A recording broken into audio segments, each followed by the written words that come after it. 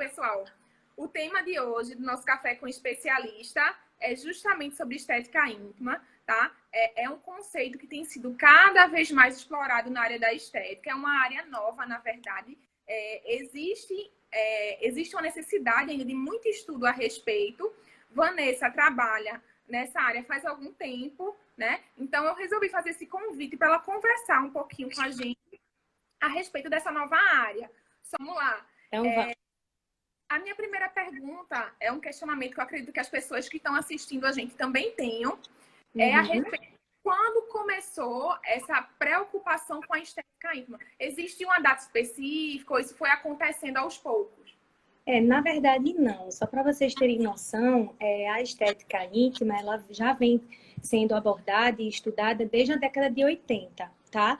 E aí essas divulgações, elas foram acontecendo em congressos, tá? E principalmente sendo voltadas para a área terapêutica de caráter cirúrgico. Então, eram as abordagens cirúrgicas para tratamento dessas alterações estéticas, tá? E também, né, claro, funcionais, mas foi quando a área começou a ser realmente difundida. E aí, a partir daí, tá? Inclusive aqui no Brasil, o foco com essa aparência, né, da área genital vem sendo difundido, tá? E ganhando grande destaque na área da estética, né, de uma forma geral. Então, muitos profissionais hoje, eles podem sim atuar diretamente para o tratamento dessas disfunções estéticas dessa área genital, visando principalmente a melhora da aparência, certo? E aí, quando, né, Mai me convidou, eu vou até pegar. A gente tem um livro publicado na área, que é da professora lá da Escola Baiana de Salvador, na Bahia, que é Patrícia Lordelo. Inclusive, depois eu posso até mandar o link do livro dela para vocês. É sobre estética íntima, e aí ela traz alguns dados referentes a esses números de cirurgia, né, pela Sociedade Internacional de Cirurgia Plástica, em relação à busca por essas mulheres de cirurgias estéticas reparadoras, tá? E aí eu até anotei aqui para não errar e dizer o valor exato para vocês. E aí, vejam, o Brasil, em 2011, ele foi o país campeão em número de cirurgias ginecológicas femininas. A gente teve 9.043 procedimentos cirúrgicos relacionados a essas correções estéticas. E aí, em 2016, que foi o último dado, né, estatístico que foi divulgado, a gente simplesmente subiu para 31.075. Então, já é possível, né, através desses dados, perceber que realmente as mulheres têm buscado melhorar a aparência dessa região genital, né, de acordo com a insatisfação, né, específica que essa mulher tenha. E aí a gente tem que pensar que a cultura influencia muito, tá?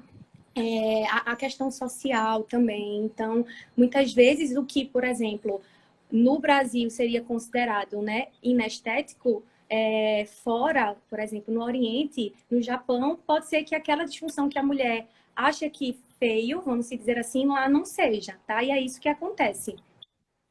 Certo. Vanessa, eu vi que você deu um dado e citou muito as mulheres. E com relação aos homens, como é que está essa procura? A procura masculina, ela também existe. E aí, em termos de procedimento cirúrgico, comparando, né, com as mulheres, a maioria dos homens, eles buscam por aumentar, né, essa região peniana, diferente das mulheres, que geralmente o que a mulher busca é mudar essa aparência inestética em termos de alteração de grandes lábios, de pequenos lábios. E o homem, ele preza muito por essa questão de aumento, né? Então, aqueles homens que têm essa insatisfação em termos de tamanho, geralmente buscam essas cirurgias com o objetivo de aumentar, tá? E aí tem uma diferença também. A mulher, ela busca muito mais essas alterações, essas modificações da aparência da área genital, inclusive tratamentos conservadores. E no homem, apesar da gente ter algumas restrições, na maioria das vezes é por uma disfunção não de aparência, mas funcional mesmo. Certo. E com relação a essa questão da mudança da região genital, o que é que vai mudar à medida que a mulher ou o homem vai envelhecendo? Certo. Então, Mai, a gente sabe, né, que o processo de envelhecimento ele é considerado um processo extremamente gradativo, é considerado um processo irreversível e que vai acontecer basicamente em todos os níveis, né, celulares. E quando a gente pensa em envelhecimento, a gente tem que pensar em dois fatores. Aquele fator, né, fisiológico e ou genético, que podem, né, levar a essas modificações, e os fatores que podem envolver esses hábitos, né, de vida diária, que aí, na verdade, são os fatores exógenos, né, externos, que podem aumentar ainda mais esses processos, essas alterações relacionadas ao envelhecimento. E aí, pensando nesses processos, na grande maioria das vezes, não só falando do fator genético, a gente tem essas alterações hormonais que podem levar a essas modificações. Então, o hipoestrogenismo é um dos principais, né, fatores que levam a essas alterações teciduais, tá, celulares. Alguns fatores mecânicos externos, por exemplo, voltado para a área da região genital, tá? Fatores mecânicos como prática de depilação, depilação com cera, depilação com lâmina, utilizar, por exemplo, vestimentas mais apertadas, isso também pode favorecer a mudanças, por exemplo, de coloração, tá? Às vezes isso é um fator que a pessoa pode até já nascer, tá? Com esse tipo de alteração tissular, tecidual, mas esses fatores mecânicos que eu falei para vocês, como, né, depilação, fatores externos que podem favorecer essas modificações, vão contribuir ainda mais para essas modificações da região genital, tá? E aí essas mudanças, elas podem aparecer tanto em termos de mudanças de dimensões, certo? Que aí a gente já começa a perceber modificação de volume, modificação de textura, modificação relacionada até mesmo à própria elasticidade. Então, basicamente essas repercussões voltadas para essas regiões genitais específicas de grandes lábios, pequenos lábios, ou até mesmo relacionada à área genital. E aí a gente começa com o processo de envelhecimento, observando alterações relacionadas à diminuição do muco, né, da secreção vaginal, relaxamento da própria parede da região vaginal, e aí algumas disfunções sexuais que podem estar associadas a isso. Então, mulheres que começam a ter diminuição da libido, diminuição do orgasmo, dispareunia, né, que é dor durante o ato sexual. Então, tudo isso pode envolver aí essas alterações de acordo com esse processo de envelhecimento. Podem aparecer, né? Entendo. E Vanessa, como é que a estética pode auxiliar nesses processos? O que é que ela vai fazer para melhorar esses aspectos que você citou? Pronto. E aí a estética, vou até abordar de uma forma geral, não específico, né, para um profissional em si, mas como a estética íntima, ela está relacionada com exatamente a modificação, a melhora dessa aparência da região genital, a gente tem inúmeros recursos que vão trabalhar diretamente essas alterações. Então, a gente consegue melhorar a flacidez, a gente consegue melhorar, por exemplo, o escurecimento da área, que inclusive é uma das maiores queixas, né, dessas mulheres hoje no laboratório, no consultório, tá? Melhorar, por exemplo, reduzir a gordura localizada de áreas específicas, como aquela área, né, de Monte de Vênus, que aqui a gente chama capuz de fusca, né? A maioria das mulheres, eu não gosto dessa região do capuz de fusca, é muito gordinha. E aí fica aparecendo quando eu coloco uma leg, eu não gosto de ir para academia. Então, assim, são recursos que a gente pode utilizar para quebrar mais essa gordura, né? Diminuir a gordura localizada, melhorar essa flacidez e corrigir essas alterações discrômicas que vão acontecer, né, na área genital. E aí, região de monte pubiano, região de grandes lábios, a virilha, que é muito comum, né, a gente ter essas mudanças de coloração, a região perianal. Então, até relatos de pacientes, por exemplo, tem mulher que ela tem vergonha de assumir algumas determinadas posições durante o ato sexual, né, posições mais abertas, porque aparece mais aquela região escura e ela tem vergonha por conta exatamente dessa mudança de coloração. E aí ela às vezes deixa de buscar o parceiro, deixa de buscar essa relação por conta de constrangimento. Então a gente pode sim contribuir bastante para melhorar essa aparência. Então, a estética também contribuir de fato com a questão da melhoria da sexualidade do nosso paciente também. Também, está diretamente relacionado. Certo. Tá? E aí algo até interessante, Mai, que até quando eu sou convidada, né, para fazer algum tipo de palestra relacionada à estética íntima, congresso, e aí eu sempre mostro essa questão da normalidade. Porque, assim, é muito diferente se a gente for comparar com a região corporal e facial, não em termos de tecido, mas muitas vezes chega lá um paciente no consultório e diz assim, eu queria ter um nariz, um exemplo, um nariz de Sandra Bullock, ou Angelina Jolie. É muito diferente. A gente não tem um paciente que vai chegar e dizer assim, eu queria a região genital igual a de Maiara. A região clara, ela não tem escurecimento da área, os grandes lábios dela é bem redondinho, tem um bom turgor, não é enrugado. Então, assim, a gente não tem isso, tá? E, inclusive, a gente também não tem como... genitália. Isso. A gente não tem esse padrão de referência, de beleza, até porque a gente sabe que o belo ele é muito abstrato, né? O que para você pode ser bonito, para outra pessoa pode não ser. E aí isso acontece muito na área da região genital, porque a gente não tem esse padrão de beleza, de normalidade, de como, né, os grandes lábios eles devem ser. Se é mais bonito o grande lábio ser maior do que o pequeno. Tem algumas mulheres que preferem esses grandes lábios, né, mais proeminentes. Tem outras mulheres que têm os lábios menores mais proeminentes, que acham, assim, extremamente horrível, tá? E que, às vezes, não consegue nem fazer um exame ginecológico porque tem vergonha de mostrar. Então, assim, a área genital, inclusive, né, o que é discutido nesse meio, é que ela é muito comparada com a nossa impressão digital.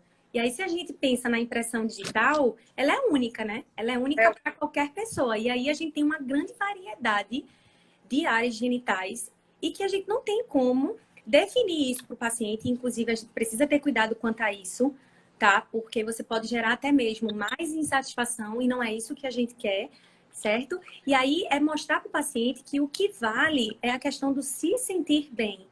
É ele se sentir bem, é ele amar a área genital dele, ou dela, né? É ele não se sentir anormal ou não se sentir normal, por exemplo, ou até mesmo não se sentir constrangido. É isso que a gente busca. E aí, como essa área da região genital, ela está muito direcionada a essa questão da autoestima, a própria questão sexual da mulher, tá? De satisfação ou insatisfação, é isso que a gente tem que pensar. Melhorar, buscando melhorar a autoestima, buscando melhorar a qualidade de vida e buscando também melhorar, inclusive, a vida, né, sexual dessa mulher ou, inclusive, do homem. Então, a gente tem que trabalhar muito a mente do paciente, não só no procedimento estético, que pode ser feito, não vejo problema nenhum em realizar um procedimento estético na região, mas tem que tentar trabalhar também a mente do paciente para que ele se aceite e aceite a região íntima dele como é, mas que pode ser melhorado. Inclusive, uma prática que geralmente eu faço é o seguinte, muitas vezes o paciente... por exemplo, achar aquela região feia, achar algum defeito, vamos dizer assim, né? Ele acha que está alterado, muitas vezes na nossa avaliação não vai estar, certo? E aí, o que é ideal sim, aí muitas vezes ele não conhece a anatomia, ele não se autoconhece, ele não se toca. Então, é muito importante também a gente pensar nessa questão de orientar, de mostrar o que é, né, a área genital, quais são as principais funções, tá? Falar dessa questão de que reconhecer o que realmente, né, é a queixa principal dele, para que a gente tenha um tratamento muito mais direcionado, tá? Isso é muito importante. Josi tem uma pergunta para a gente, na verdade para você. Ela está te questionando quais os procedimentos que podem ser feitos na região. Sim, aí, como eu tinha falado, né? Vários procedimentos, vários recursos, né, podem ser utilizados. Então, a gente tem, por exemplo, a radiofrequência, tá? Que, inclusive, os estudos que a gente tem na área, 2 são publicados realizando a utilização da radiofrequência para tratamento de flacidez desses grandes lábios.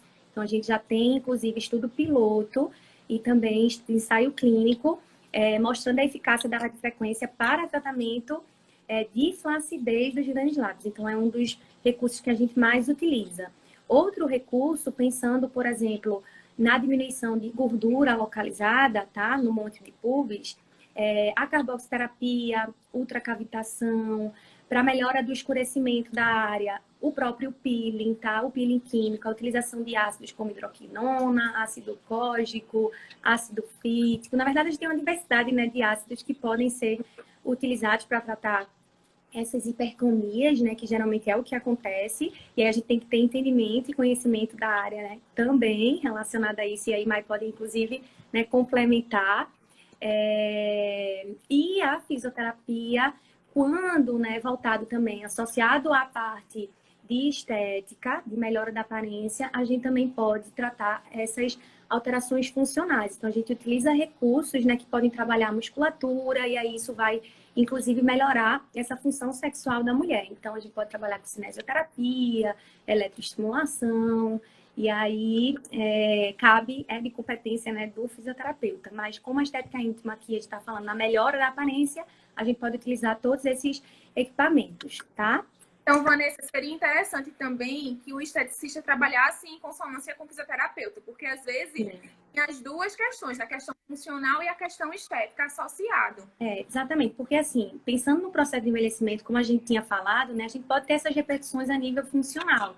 Então, são mulheres que podem, por exemplo, mais na frente desenvolver incontinência urinária, ter uma disfunção, né, sexual realmente já determinada, e aí a fisioterapia ela pode atuar para melhorar a função dessa região, certo? Ó, tem uma pergunta pra gente aqui. Passa. Sou morena e tenho facilidade da área ficar escura, da região íntima, né? Qual o procedimento adequado para o clareamento? Então, aí vejam, pior que a gente não tem como avaliar a questão do morena dela, né? Porque aí a gente tem que pensar na questão da escala, né, de FITES, que acredito que boa parte daqui, eu acho, né, são alunos e sabem da questão da importância da gente avaliar a escala, né, de acordo com a área que está sendo tratada, mas a gente tem que ter cuidado com a questão do moreno por conta do tipo de ácido, né, de peeling que a gente vai utilizar para que a gente não cause um efeito, né, rebote, tá? Geralmente, pensando nisso, não sei se Mai pode até discutir também, mas eu dou preferência ao ácido mandélico, tá? Porque aí a gente não corre tanto risco de promover esse efeito rebote e clarear demais essa pele, certo? Mas o ácido mandélico, ele pode ser utilizado. O ácido mandélico é um dos ácidos mais para a pele morena. Pode fazer associações para que a gente tenha um clareamento mais efetivo, como o código, o lático, mas o mandélico é o padrão ouro hoje para a pele morena, porque ele tem uma estrutura molecular muito pesada. Então, a permeação dele é um pouco mais lenta, então o risco de hipercromia para a pele morena é um pouco mais baixo. Inclusive, né? Mas tem que tomar os devidos cuidados também. Inclusive, no protocolo, tá, que eu utilizo, eu faço essa associação do ácido mandélico, isso para pele morena, tá? Eu faço essa associação com ácido mandélico, com o ácido ferrúlico, tá? Faço também com a vitamina C, porque a vitamina C, ela termina reduzindo essa oxidação. E aí a gente tem um controle melhor também, né, desse clareamento. E aí faço associação também com código e até mesmo com o fítico, porque o fítico eu gosto muito para a questão da regeneração, né? Então a gente termina fazendo com que essa penetração, né, com o código seja maior, e ao mesmo tempo essa regeneração também seja mais adequada utilizando o fítico. Ó, pessoal, então anotem aí. Ela acabou de dar uma dica a vocês. Ela gosta de utilizar bastante a vitamina C, o ácido ferúlico, o mandélico, o código e o fítico. Então, para ela, esses ácidos são importantíssimos para o tratamento do clareamento da região íntima. Tá? Então, já é uma possibilidade de vocês estudarem cada um, avaliar a concentração de cada um, que não vem ao caso a gente falar que isso vai depender muito de cada paciente, fototipo e etc. Mas vocês podem estudar esses tipos de ácido e montar o próprio protocolo de vocês. Tá? E aí, visando essa questão ainda da estética íntima, Vanessa, para quem está começando agora, né? Qual equipamento que você pensável para quem vai começar a trabalhar com essa área? Como eu falei para vocês, no mínimo, tá? Na minha concepção, pensando na maioria dos pacientes que chegam para tratar a área genital, as principais queixas são flacidez, vocês vão ver, isso é o que mais chega no consultório. São mulheres que se queixam dessas flacidez nos grandes lábios, tá? Então, aquela pele mais flácida, aquela região bem mais enrugada, tá?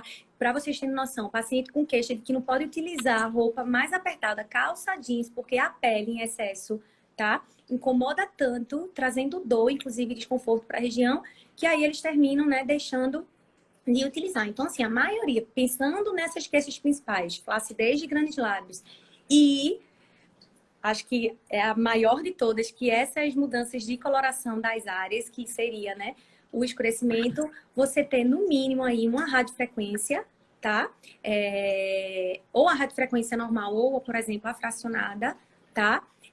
E você ter o entendimento e a segurança de trabalhar com os peelings, certo? E aí você trabalhar com diferentes ácidos, formulações, para que você atinja também esse objetivo, tá? Acho que no mínimo a radiofrequência e você ter conhecimento para trabalhar com peeling.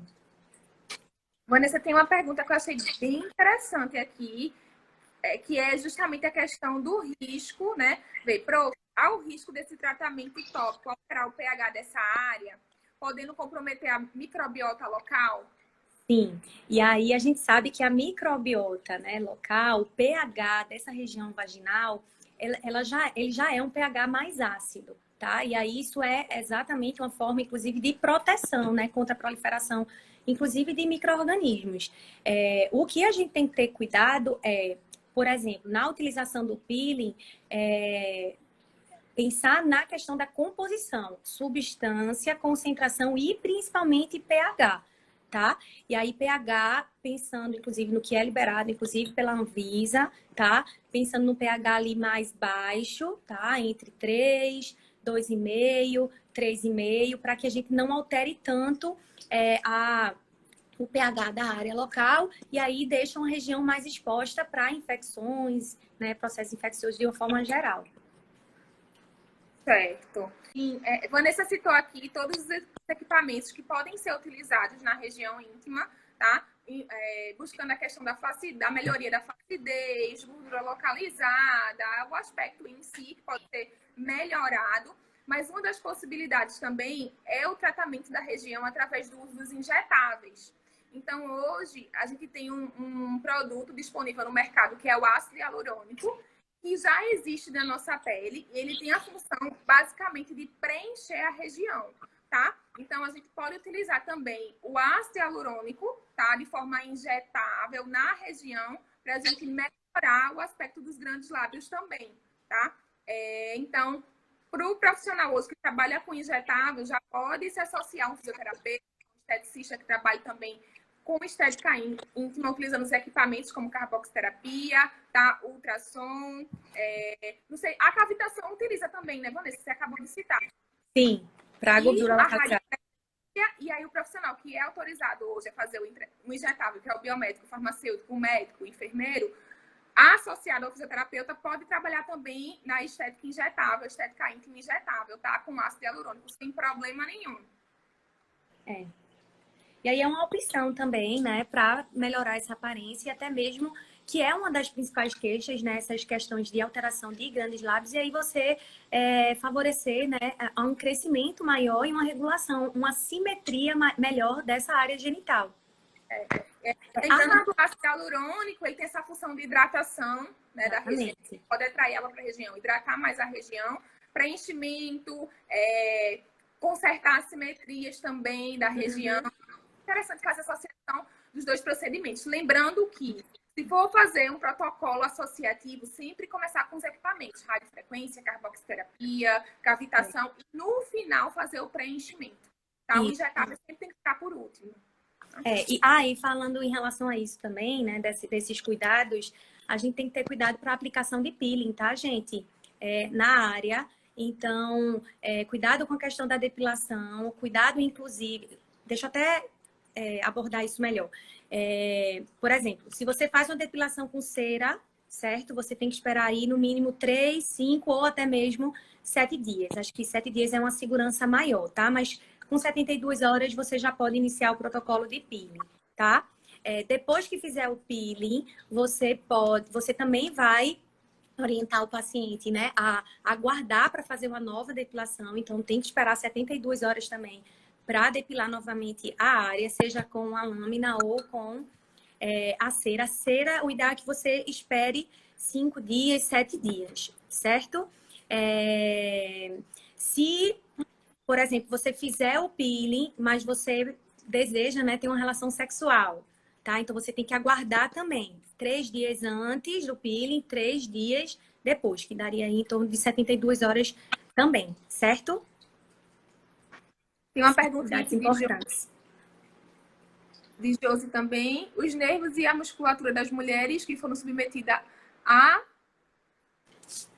episiotomia pode Sim. ter sido danificados, alargando o canal vaginal. Algum procedimento estético que possa reverter o quadro? Na verdade é o seguinte, a episiotomia, né, para quem não conhece, é aquele cortezinho que é feito de forma diagonal na região do períneo, né, durante o trabalho de parto.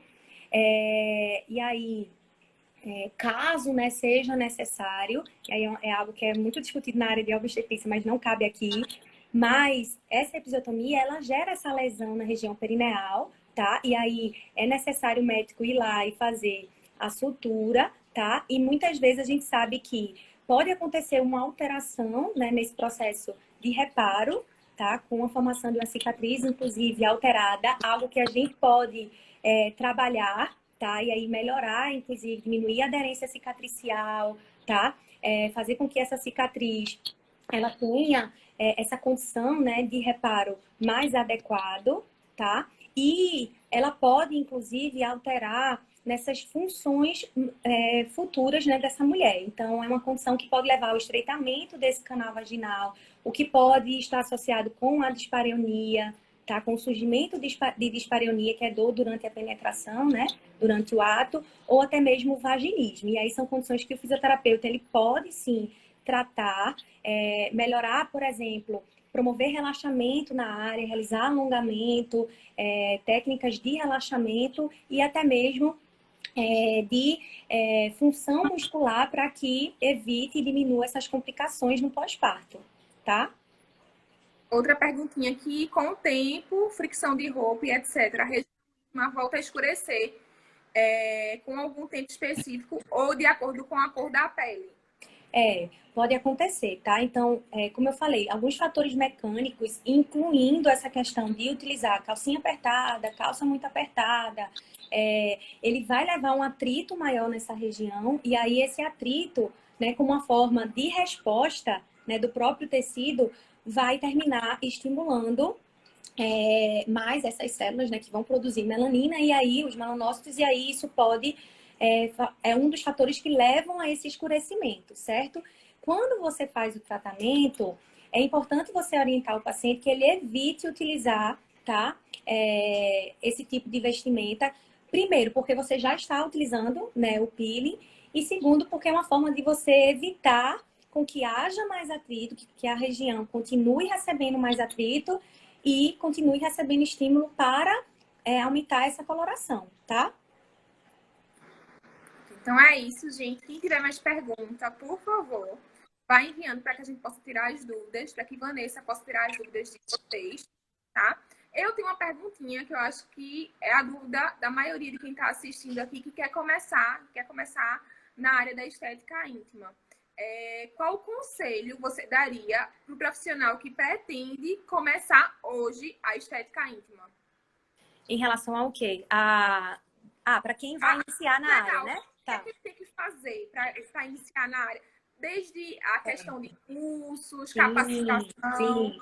Primeiro, realmente conhecimento, tá? Então, para quem pretende entrar na área de estética íntima, eu aconselho realizar cursos, né, de formação voltados para a estética íntima, aplicação desses recursos diretamente, né, na área íntima.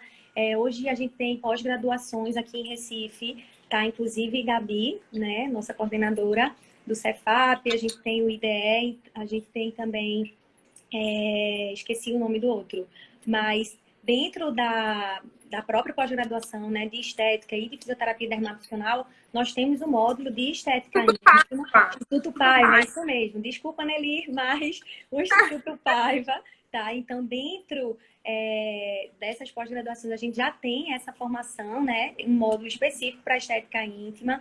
Então, buscar curso de formação, pós-graduação, ler bastante, tá? E, inclusive, procurar artigos, né, direcionados também para essas técnicas na área genital e, inclusive, que eu acho que é algo essencial para a gente, né, como profissional, discutir esses protocolos e até mesmo os casos, né, que chegam para vocês no consultório com outros profissionais, porque é assim que a gente vai, né, ganhando experiência, trabalhando junto, discutindo o que é melhor para o paciente, o que tem ou não né, melhor resultado. Então, eu acho que é o que é fundamental mesmo, é formação, leitura, tá? E troca de experiência. Vanessinha, tem uma pergunta aqui, deixa eu voltar um pouquinho. Prof, em relação às técnicas de depilação, há algum que seja menos danoso para a região? Algo que o que mais? Cortou? Tem alguma técnica de depilação que seja menos danosa para a região íntima? Com certeza as de epilação, tá? Exatamente. A laser, inclusive o laser, ele tende a não só contribuir, né, para a questão da redução, né, dos pelos, que também é algo que a maioria das mulheres hoje buscam, né, quanto a isso, diminuir a quantidade de pelos no local, certo? E também comparando, né, com as técnicas de depilação com lâmina ou cera, a gente sabe que são técnicas muito mais irritativas, são técnicas que vão trazer essas condições mais inflamatórias para a região e que vão induzir esse efeito, né, de estimular esse escurecimento, tá? Essa pigmentação. Muito Um obrigada. beijo. Muito obrigada, Vanessa. Nada. Um beijo. Live. Beijo.